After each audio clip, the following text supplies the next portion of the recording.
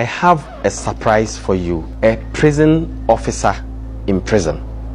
Let's talk to him. But before that, let's listen to him. My brother, how are you? Alhamdulillah, I'm fine. A prison officer in prison. Tell us, what happened? I was once a prison officer from 2011 until 2016. So I would say recently, in the recent past. Yes, at maximum security prison.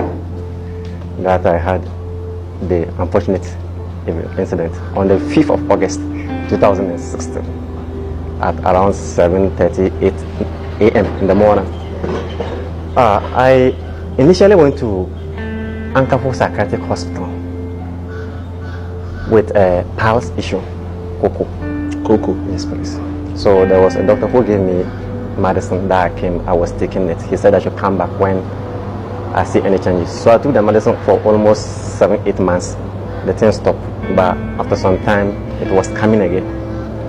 So that fateful morning, it was a Friday. So I said, I have to go and see the doctor again for him to give me the prescription. So I bathed that morning, I dressed up in uniform, take my tea, and I bid farewell to my roommate that I'm going to hospital. By then I was on duty in the afternoon. And going to hospital, I don't know when I will come back. So I just dressed in uniform so that after the hospital, I will come to work straight. So after I finished dressing, in a hurry, I forgot of my wallet. That contained my hospital details, my money, everything. So I go to the roadside, and as an officer, you always get free meals and other things. So I got a means to the hospital junction, which I walked to the hospital. So upon getting to the hospital, I normally, for favor, we don't join the queue when we go. When you are in uniform, you just speak to one of the nurses around, and they will help you to facilitate your things. So I met a nurse which was on duty, and I spoke to her. She said, do I have my hospital card? I said, yes. So she asked for it. In my attempt to pick my wallet, I realized that my wallet was nowhere to be found. So I left it at home. So from the hospital to the barracks, I was in the barracks, maximum barracks. In the Cape Coast? Yes, the Cape Coast, Ankafo. When you are passing the main street, it takes a longer time. There is a shortcut. That is, we call it the bush path, which we the officers always, we used to come to the hospital and buy food. So I know that path because I've been using it. So walking to that place, and if from walking from the hospital to the junction and taking the bush path, I could almost get half of the way. And that fateful morning, the current course 110 were also writing their entrance exams, recruitment at the hospital. So most of the people from that town were using the bush path. So it was an opportunity for me to say, let me just use that bush path since other people are around. So I picked the bush path and I was coming behind the maximum security prison. So you're going for your ID card? Yes, at the barracks. Unfortunately, my roommate, whom I bid farewell when I was leaving for hospital, he was for duty at the place I was passing. So surely I will meet him. So I'm aware that he was there. So I used the footpath.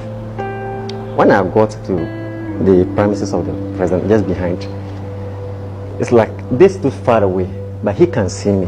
So I heard a gunshot. Now let me add that I'm a weapon man. I have been trained with him. We're all SWAT men. So when I heard a gunshot, I studied the direction of the sound, and I realized that it's coming from the prison.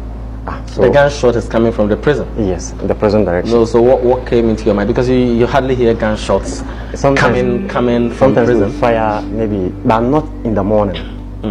It's always in the night when we go. Sometimes we find them. So I proceeded walking. When I say, hey Charlie, come over. So when he said it, I heard his voice, my roommate. So you thought it was your roommate that had fired the gunshot? At that time I didn't know. So my roommate called me. The place was a bit bushy. So I walked towards him. He said, Charlie, are you done with your hospital? I said, no. The time I was talking to you in the room, I forgot of my wallet. So I'm rushing back to take it. He said, okay. But then the second officer, who was also at Center 3, was coming.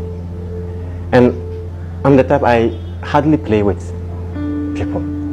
So when I told him that I'm going for my wallet, he said, okay. So I walked past him.